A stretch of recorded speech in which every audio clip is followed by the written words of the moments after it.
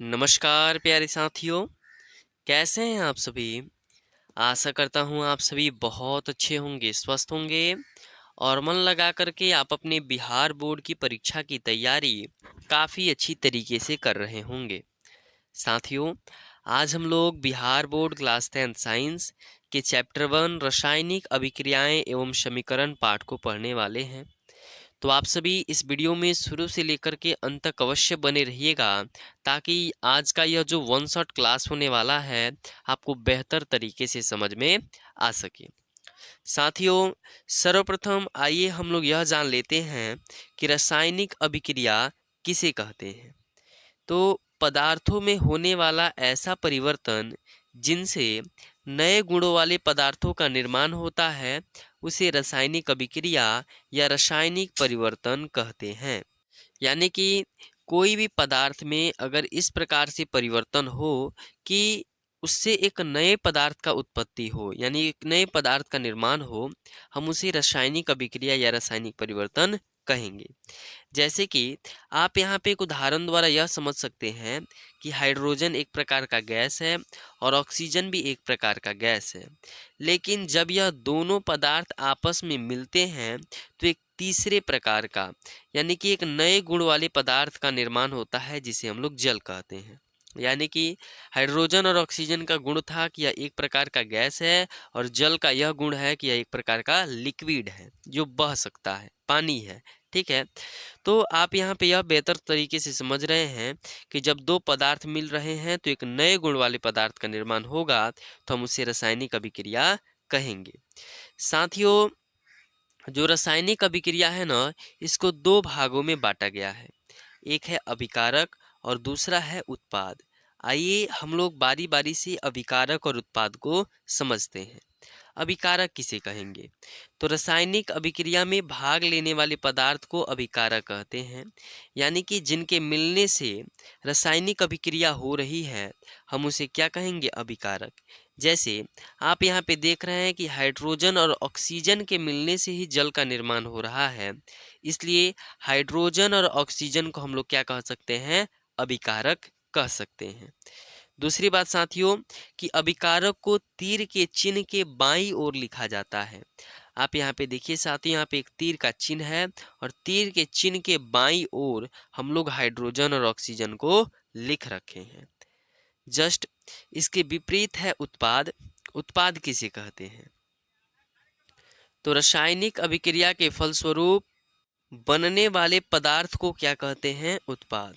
यानी कि जो रासायनिक अभिक्रिया के फलस्वरूप जो पदार्थ का निर्माण होता है, साथियों आप यहाँ पे गलत शब्द लिख दिया गया है, यह पदार्थ आप यहाँ पे भी लिख लीजिएगा कि रासायनिक अभिक्रिया के फलस्वरूप जो बनने वाले पदार्थ होते हैं हम उसको उत्पाद कहते हैं और इसे तीर के चिन्ह के दाईं ओर लिखा जाता है। यानी कि आप यहाँ पे यह देखिए कि हाइड्रोजन और ऑक्सीजन जब मिले थे तो जल का निर्माण हो रहा था। यानी कि रासायनिक अभिक्रिया के फलस्वरूप एक पदार्थ का निर्माण हो रहा है जिसे जल कहते हैं, और जो उत्पाद का निर्माण हो रहा है हम उसको क्या बोलेंगे? यहाँ पे उत्पाद कहेंगे।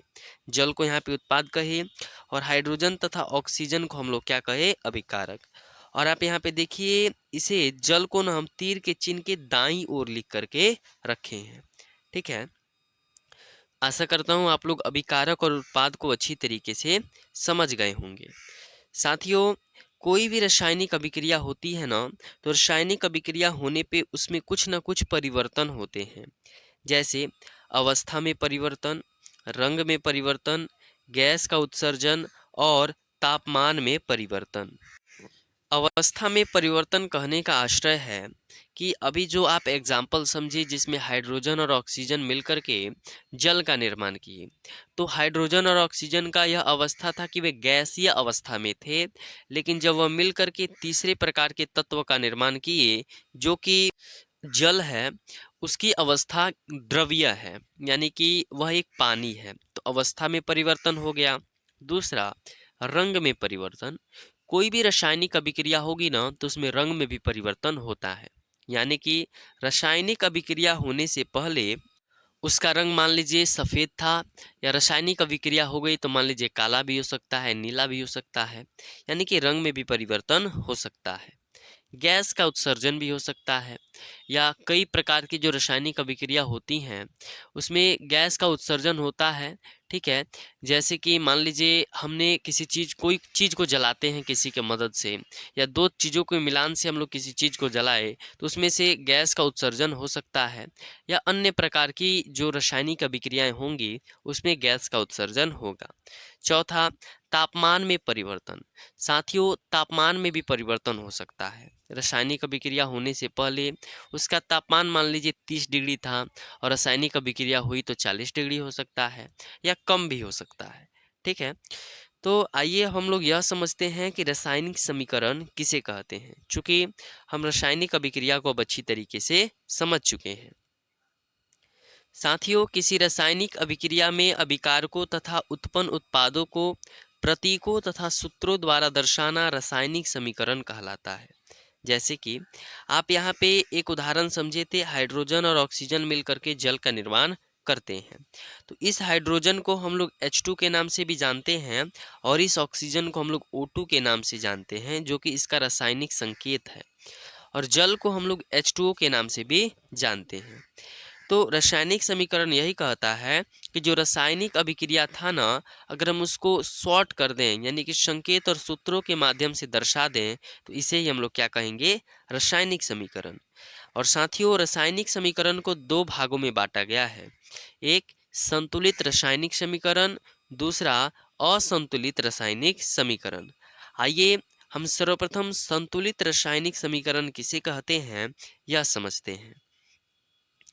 साथियों, वैसा रासायनिक समीकरण जिसके अभिकारक तथा उत्पाद दोनों ओर के परमाणु संख्या समान हो उसे संतुलित रासायनिक समीकरण कहते हैं। यानी कि दोनों ओर के कहने का मतलब है यहाँ पे अभिकारक के ओर का और इधर उत्पाद की ओर का। अगर दोनों ओर के परमाणु का संख्या समान होगा तो हम इसे संतुलित रासायनिक समीकरण कहेंगे। कैसे, आप यहाँ पे देख पा रहे हैं Zn, तो Zn की संख्या अभिकारक की ओर कितनी है, 1, ठीक है। वही H2, यहाँ पे H2 देख रहे हैं, यहाँ पे H2 की संख्या कितनी है, 2, हाइड्रोजन 2 है। और यहाँ पे देख पा रहे हैं एक और आप लोग SO4, ठीक है, SO4 है, ठीक है। अब आप यहाँ पे देखिए उत्पाद की ओर का, इधर भी Zn का संख्या कितना है, 1 है, और SO4 है, SO4 भी है इधर, ठीक है। H2, H का संख्या कितना है, 2, यानी Zn 1, H2 और SO4, यानी कि दोनों ओर के परमाणु की संख्या समान है, इसलिए हम इसे संतुलित रासायनिक समीकरण कहेंगे। वही इसके जस्ट विपरीत होता है असंतुलित रासायनिक समीकरण। यह क्या कहता है कि वैसा रासायनिक समीकरण जिसके अभिकारक तथा उत्पाद दोनों ओर के परमाणु संख्या असमान हो उसे असंतुलित रासायनिक समीकरण कहते हैं। यानी कि जस्ट संतुलित रासायनिक समीकरण के विपरीत, यानी कि अगर अभिकारक तथा उत्पाद दोनों ओर के परमाणु की संख्या असमान हो, एक जैसी नहीं हो, उसे हम लोग असंतुलित रासायनिक समीकरण कहेंगे। जैसे अभिकारक में H2 और O2 है, तो अभिकारक में देखिए H कितना है, 2, और ऑक्सीजन कितना है, 2 है। वही आप लोग उत्पाद के साइड देखिए, यानी कि H2O में यहाँ पे H कितना है, 2 है, और ऑक्सीजन कितना है, 1 है। तो क्या यह दोनों ओर के परमाणु की संख्या समान है, नहीं, इसलिए हम इसे असंतुलित रासायनिक समीकरण कहेंगे। साथियों, यह जो आपका असंतुलित रासायनिक समीकरण है हम इसको संतुलित भी कर सकते हैं। आइए अब हम इसे समझते हैं। तो साथियों, आपकी बिहार बोर्ड की परीक्षा में काफ़ी बार जो है वह असंतुलित रासायनिक समीकरण को संतुलित करने के लिए दिया जाता है, ठीक है। तो आप इसे बेहतर तरीके से समझिएगा। देखिए यही समीकरण था H2 + O2 एरो H2O, जहाँ पे H की संख्या अभिकारक की ओर की कितनी है, 2 है, और अभिकारक की ओर की ही ऑक्सीजन की संख्या कितनी थी, 2। वही अगर उत्पाद की ओर की बात की जाए तो यहाँ पे हाइड्रोजन की संख्या 2 है और ऑक्सीजन की संख्या कितनी है, 1। अगर हम चाहते हैं कि इस समीकरण को संतुलित कर दें तो आप बताइए हम क्या कर सकते हैं। तो आपका यह उत्तर होगा कि इधर हाइड्रोजन 2 है तो इधर भी हाइड्रोजन 2 है, यानी कि हाइड्रोजन का परमाणु संख्या तो समान है, लेकिन यहाँ पे ऑक्सीजन 2 है, यहाँ पे ऑक्सीजन 1 है। अगर हम इस ऑक्सीजन को यहाँ पे 1 कर दें, इस ऑक्सीजन को यहाँ पे हम लोग 2 कर दें, तो दोनों ओर के परमाणु की संख्या समान हो जाएंगे। हम आपके ही बातों को रखते हैं और क्या करते हैं कि हम लोग इस ऑक्सीजन को 2 करने के लिए यहाँ पे हम लोग 2 से इससे क्या कर देते हैं, मल्टीप्लाई कर देते हैं। तो जब यहाँ पे हम 2 से, यहाँ पे साथियों हम डायरेक्ट 2 नहीं लिख सकते, यह एक गलत तरीका है। लिखना होगा तो यहीं पे लिखेंगे। अगर हम यहाँ पे 2 लिखते हैं तो यहाँ पे हाइड्रोजन के साथ भी 2 का मल्टीप्लाई होगा, या 2 दूनी कितने हो जाएंगे, 4, और ऑक्सीजन के साथ कितना हो जाएगा, 2। यहाँ पे 1 के साथ 2 का मल्टीप्लाई होगा तो यह भी 2 हो जाएगा। अब तो साथियों और समस्या बढ़ गई, यानी कि हम ऑक्सीजन को समतुल्य करने के लिए हाइड्रोजन को इधर 4 कर दिए और इधर हाइड्रोजन 2 ही रह गया, तो फिर भी यह संतुलित रासायनिक समीकरण नहीं हुआ। तो साथियों आप यहाँ पे एक और अनुमान द्वारा कल्पित विधि से एक और दिमाग लगाइए और यहाँ पे H2 के पहले आप लोग 2 का प्रयोग कर दीजिए, यानी कि यहाँ पे भी अगर 2 लगा दें तो 2H2 इंटू यहाँ पे भी 2 से गुणा होगा, यानी कि यह भी 2 दूनी 4 हो गया और यह भी 2 दूनी 4 हो गया, यानी कि अभिकारक की ओर के हाइड्रोजन की परमाणु संख्या समान हो गई और उत्पाद की ओर के भी हाइड्रोजन की परमाणु संख्या समान हो गई। और यहाँ पे ऑक्सीजन की ओर के भी परमाणु संख्या 2 है, अभिकारक की ओर के, और यहाँ पे उत्पाद की ओर भी ऑक्सीजन की परमाणु संख्या 2 हो गई। तो इस प्रकार से हम लोग किसी भी रासायनिक अभिक्रिया में, रासायनिक समीकरण में जो है उसको हम लोग संतुलित कर सकते हैं। तो साथियों हम ये आशा करते हैं कि आप इसको बेहतर तरीके से समझे होंगे। ठीक है, अब आइए एक और बात आप लोग जान लीजिए असंतुलित रासायनिक समीकरण के बारे में, कि असंतुलित रासायनिक समीकरण को ना हम लोग कंकाली समीकरण के नाम से भी जानते हैं। साथियों एक प्रश्न आपके मन में चल रहा होगा कि आखिर हम लोग रासायनिक समीकरण को संतुलित क्यों करते हैं।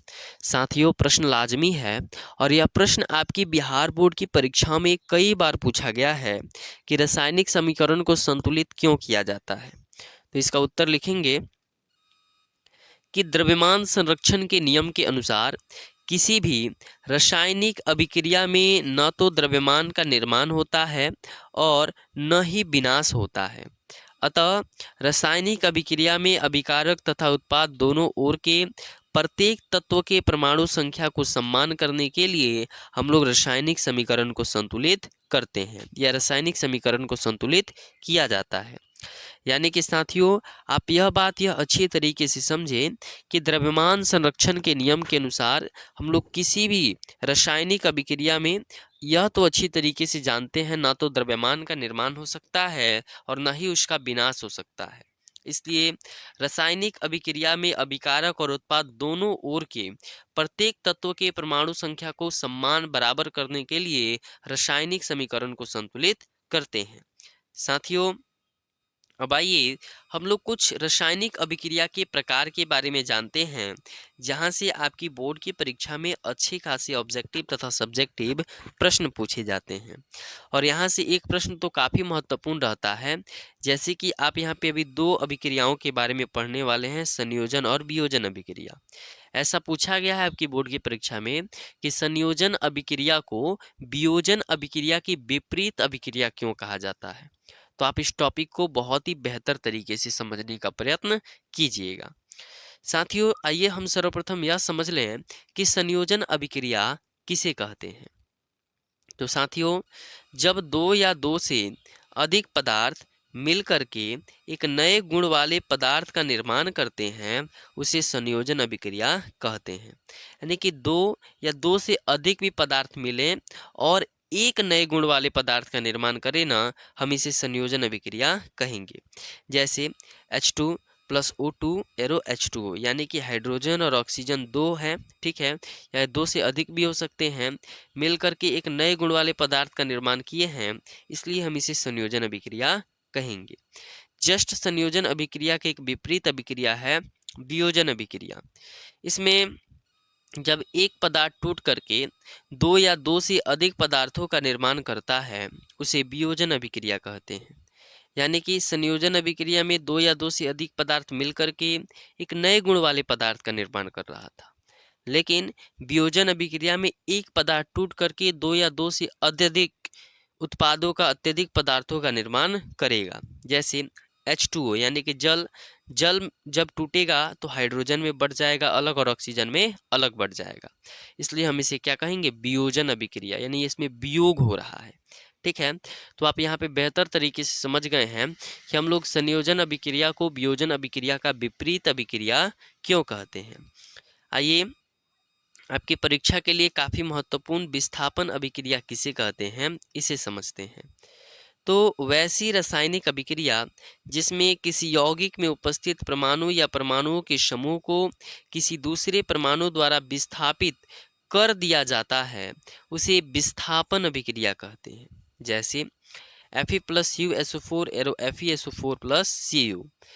यहाँ पे यह बोला जा रहा है कि अगर इस प्रकार से कोई अभिक्रिया हो रही है जिसमें किसी यौगिक में उपस्थित परमाणु या परमाणुओं के समूह को किसी दूसरे परमाणु द्वारा विस्थापित कर दिया जा रहा है उसे हम लोग विस्थापन अभिक्रिया कहेंगे।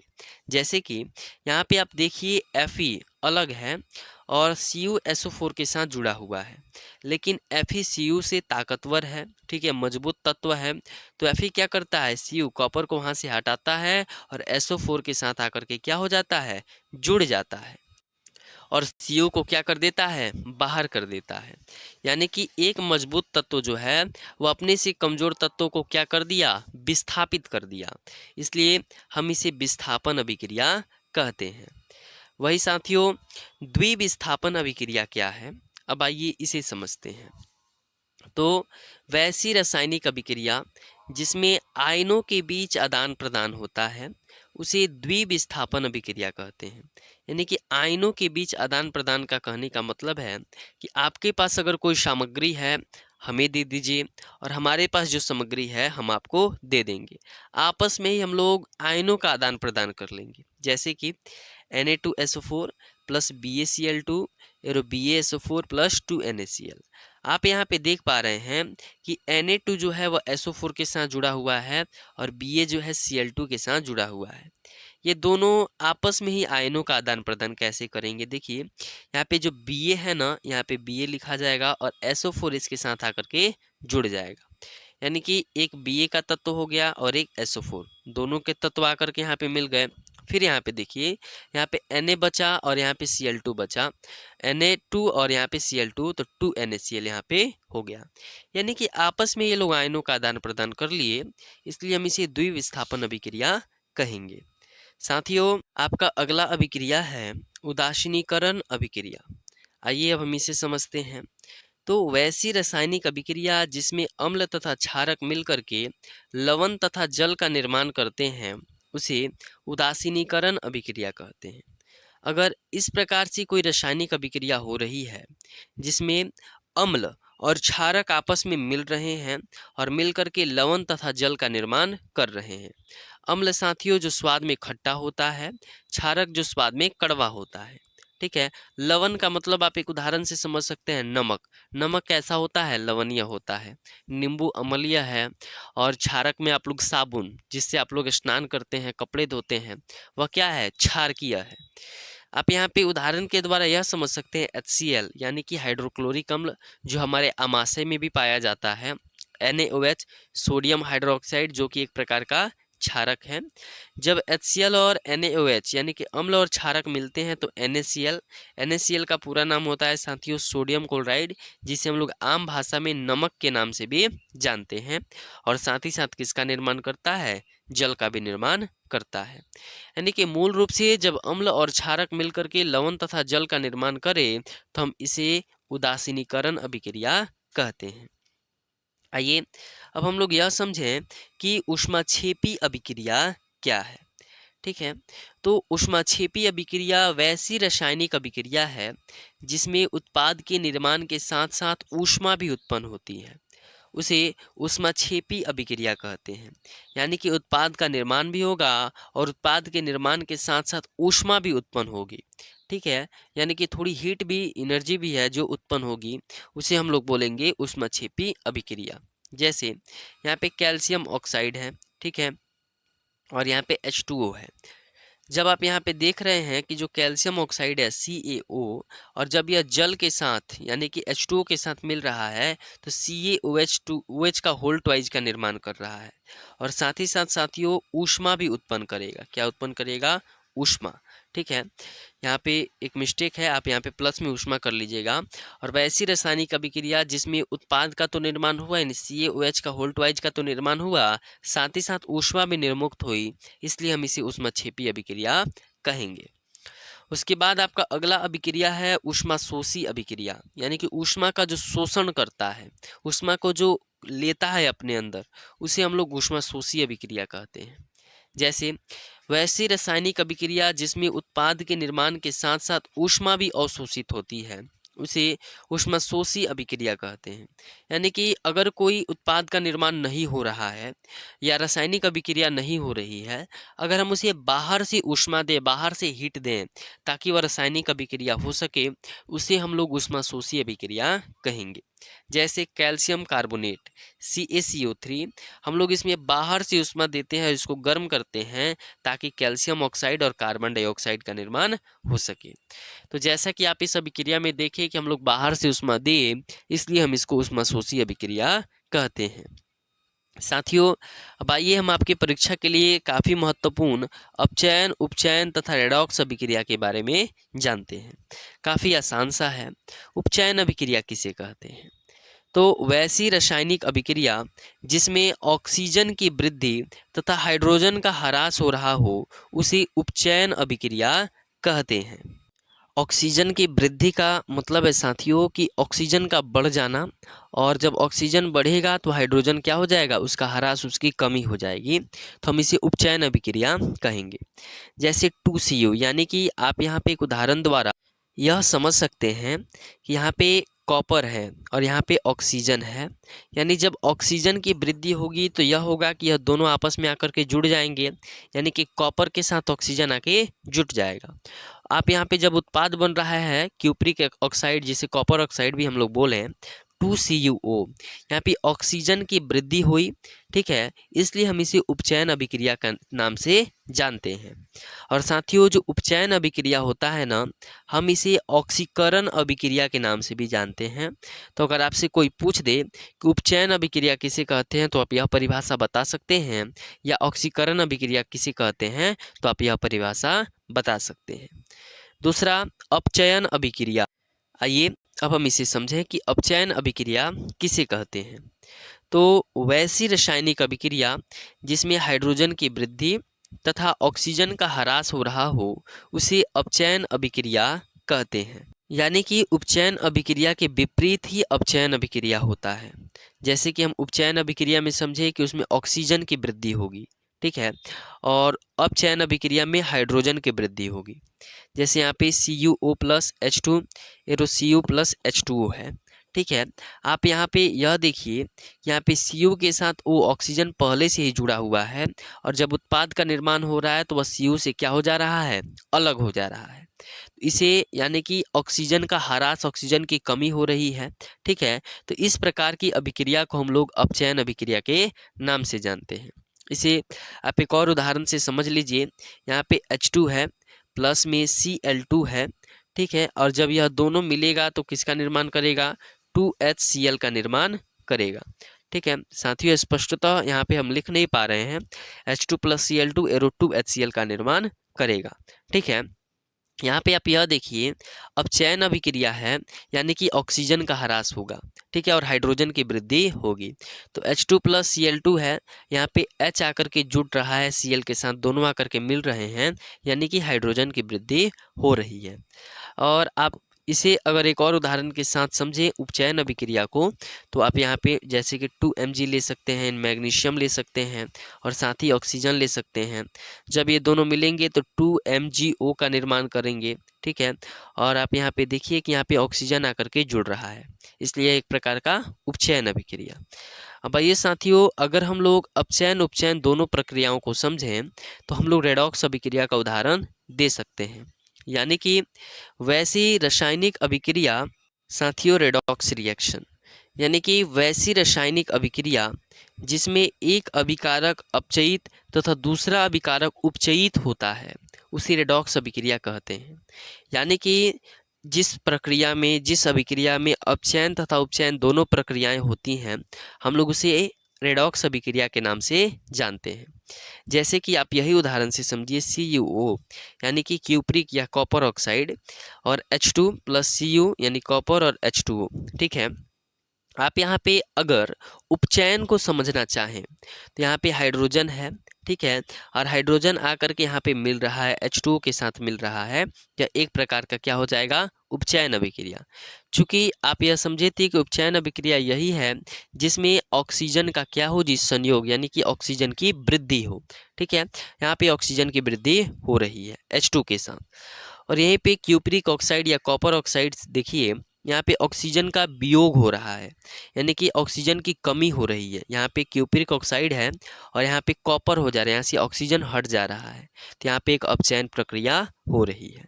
ठीक है, यानी कि आप यह बेहतर तरीके से समझ गए कि हम लोग अपचयन और उपचयन अभिक्रिया को, यहाँ पे एक अभिकारक का अपचयन हो रहा है और दूसरे अभिकारक का उपचयन हो रहा है, इसे ही हम लोग रेडॉक्स रिएक्शन या रेडॉक्स अभिक्रिया के नाम से जानते हैं। आइए अब हम यह समझते हैं कि संक्षारण किसे कहते हैं। तो जब कोई धातु अपने आसपास अम्ल, आर्द्रता आदि के संपर्क में आती है तब ये संक्षारित हो जाती है, और इस प्रक्रिया को हम लोग क्या कहते हैं, संक्षारण।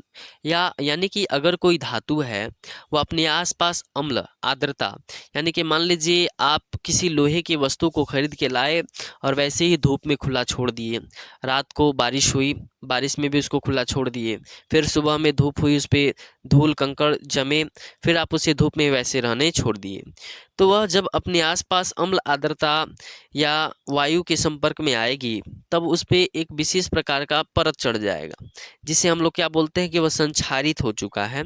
यानी कि अगर कोई भी जो लोहा का धातु है अगर वह खराब होने लगता है तो हम बोलते हैं कि वह क्या हो चुका है, संक्षारित हो चुका है, जिसे आम भाषा में आप लोग जंग समझते हैं कि जब कोई लोहे के धातु पे देखिएगा भूरे रंग का परत चढ़ जाता है, ठीक है, जिसे हम लोग जंग कहते हैं।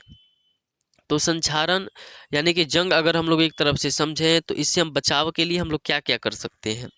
तो सर्वप्रथम अगर हमारे घर में स्थान हो तो उस लोहे की वस्तु को घर में रखना चाहिए और उसको अच्छी तरीके से हम लोग पेंट कर सकते हैं, तेल या ग्रीस का प्रयोग कर सकते हैं, जस्ता लगा सकते हैं, जिससे वह जो लोहा का धातु है वह संक्षारित न हो सके।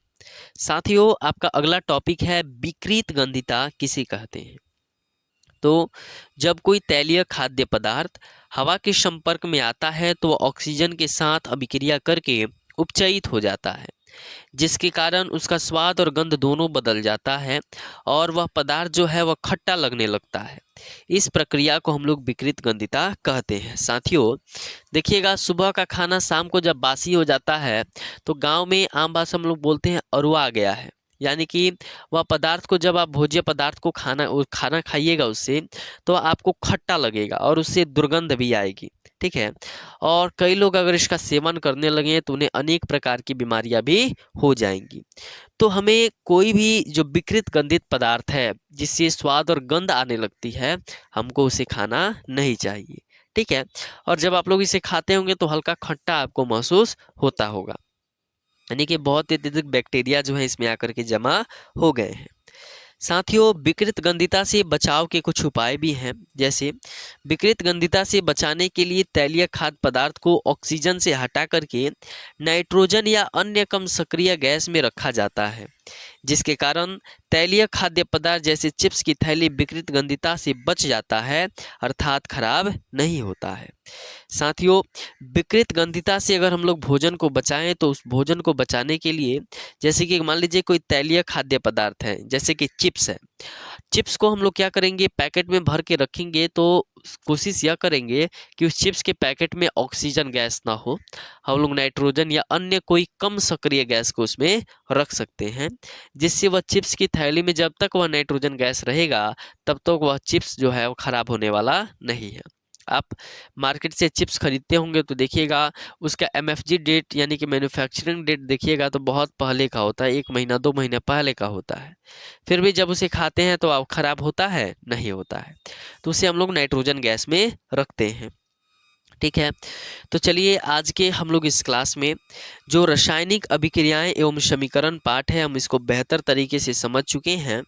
और अगर आपको यह क्लास अच्छी लगी हो तो अपने मित्रों के साथ अवश्य साझा कीजिएगा, ताकि साथियों हम अगला वीडियो भी ला सकें आपके लिए हम लोग अगले वीडियो में। तो सर्वप्रथम साथियों आप यह काम कीजिएगा कि इस वीडियो का यानी कि रासायनिक अभिक्रिया एवं समीकरण पाठ के ऑब्जेक्टिव प्रश्न को आप तुरंत अभी देख लीजिए। ठीक है, हम इसका जो इसके ऑब्जेक्टिव का लिंक है इसी वीडियो के डिस्क्रिप्शन में दे देंगे, आप वहां से इसको देख लीजिएगा इसके ऑब्जेक्टिव को, ताकि आपको यह क्लियर हो जाए कि आपकी परीक्षा में कैसे साइंस से ऑब्जेक्टिव पूछे जा रहे हैं। और आपको यह वीडियो अच्छी लग रही हो तो अपने मित्रों के साथ अवश्य साझा कर दीजिएगा। दूसरी बात साथियों कि अगर आप यह नोट्स पीडीएफ नोट्स लेना चाहते हैं तो आप हमारे टेलीग्राम चैनल एजुकेशनल ज्ञान केंद्र के साथ जुड़ जाइए, जिसका लिंक जो है इसी वीडियो के डिस्क्रिप्शन में है। और आप वहां से इस पीडीएफ लिंक को क्या कर सकते हैं, डाउनलोड कर सकते हैं। हो सके तो साथियों आप इसे नोटबुक में अभी नोट कर लीजिएगा, अन्यथा आप इसका प्रिंट भी मार्केट से निकलवा सकते हैं आप हमारे टेलीग्राम चैनल से इस पीडीएफ को डाउनलोड करके। बहुत बहुत धन्यवाद, मिलते हैं अगले वीडियो में।